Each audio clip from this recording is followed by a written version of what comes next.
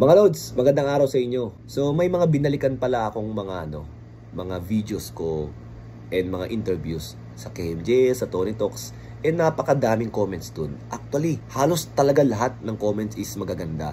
And maraming mga magandang comment towards sa akin. Pero syempre hindi ko naman pwedeng i-take yun ng ako lang eh. Kasi kaya naman ako umabot sa ganitong point na sa tingin nyo na maunawain, na merong malawak na kaisipan, tsaka kumbaga mabuting tao. Kasi yung taong nasa paligid ko is mga mabubuting tao talaga. Kagaya ng tatay ko, di ba? Hindi ko pwede siyang hindi ko pwede siyang i-discredit dito eh. Kasi napakalaki yung part niya kung bakit naging ganito. Kasi sa kanya ako naiwan eh. So gusto ko lang sabihin sa inyo na napakahalaga talaga nun na during the time na lumalaki yung bata, kailangan talaga ma-instill talaga sa kanya yung values, yung konsensya niya. Kailangan patibayin mo yun. So kahit na mahirap kami nun, dahil nga ang alam na hanap buhay ng tata ko is music lang, and alam niyo naman ang pagiging musician, di ba? Kung hindi ka lang din naman super sikat, talagang hindi ganun kaganda ang buhay, di ba? Pero never siya nakalimot sa akin na magturo ng tamang asal, values talaga. Kahit na nagkakamali siya sa buhay, may mga desisyon siyang hindi maganda, at may mga nagagawang talagang hindi maganda, pero pagdating sa anak, pagdating sa akin, talagang iniingatan niya. Kunwari, pagpalagay na natin, kunwari umiinom siya, pero pagdating sa akin, hanggat maaari, wag. Kunwari, dati naninigarilyo pa siya, hanggat maaari, wag. Ganun talaga siya. Hanggang sa, siyempre, alangan naman na magtuturo ka sa akin, pero ikaw ginagawa mo, di ba? Hanggang sa dumating sa point na pati siya, hindi na uminom, hindi na naninigarilyo. Talaga as in, walang bisyo lahat. Ganun ang ginawa niya. Para lang siguro ma-instill sa akin yung values. Siguro, maganda rin gawin yun bilang magulang. Kung ayaw mong umiinom yung anak mo, kung ayaw mong naninigarilyo, nagbibisyo yung anak mo, edi ikaw mismo gawin mo sa sarili mo, di ba? Ganun kasing ginawa ng tatay ko. Alam ko, napakahirap nun. Pero nagawa nga ng tatay ko, what more pa kayo, di ba? Kumbaga, sabihin na natin na kayo nga mas may capability nga kayo sa buhay, di ba? So, ganun. So, siguro meron din kayong pwedeng matutunan sa magulang ko. Alam ko, baka mamaya magalit kayo sa akin. Kanya-kanyang buhay yan. Gusto namin uminom eh. Gusto namin manigarilyo. Nasa inyo naman yan. Sinasabi ko lang kung ano yung willing i-risk ng tatay ko para maturuan ako ng values. Hindi ko naman sinasabi na yung ibang tao hindi matututo ng values pagka ang magulang nila is ganyan. Pero ganun yung naging method ng tatay ko. So napakalaking talaga nun. Napakalaking value talaga nun. So yung kuya ko rin, alam nyo kuya ko, nakikita nyo sa pelikula parang kontrabida yung mga role niya. Pero kahit nag-aaway sila ng tatay ko dati, natural yan eh. Never umabot sa babasusin ng kuya ko yung tatay ko. Never talaga. Alam nyo, totoo lang, sabi ko nga sa inyo may mga experience din kami ng kuya ko na medyo similar sa mga ibang nangyayari, lalo na minsan about sa finances, di ba? Kasi nga galing nga sa hirap, hindi nga kabisado yung hindi naman sa hindi kabisado. Pero kumbaga parang hindi talaga educated ang mga ibang magulang about sa ganyan.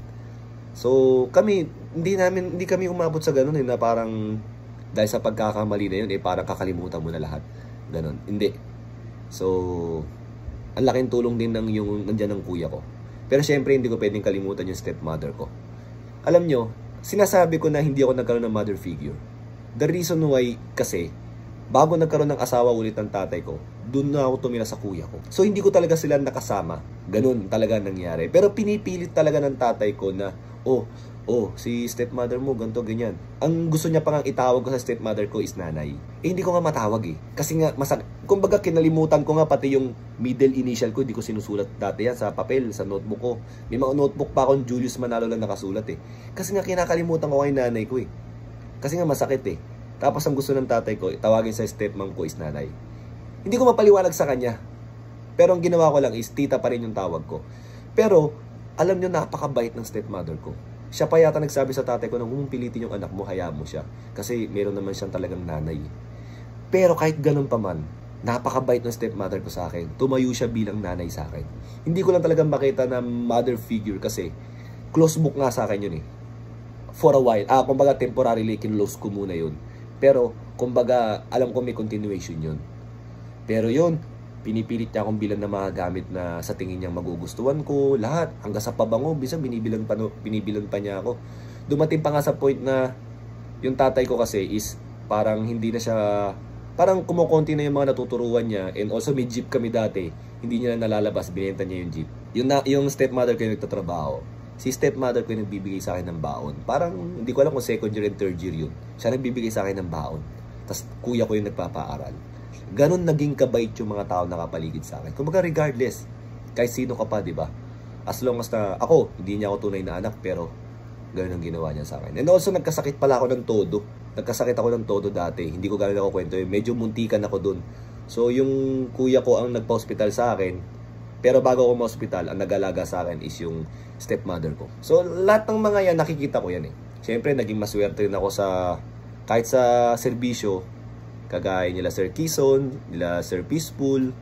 May mga naging happy ako na talagang nagtuturo rin ng moral values.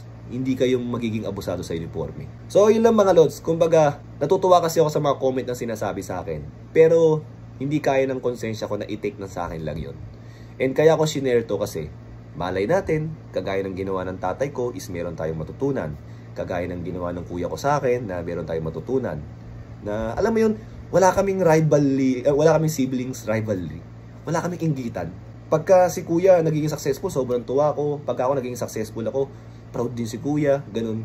Tapos, yung stepmother ko, di ba?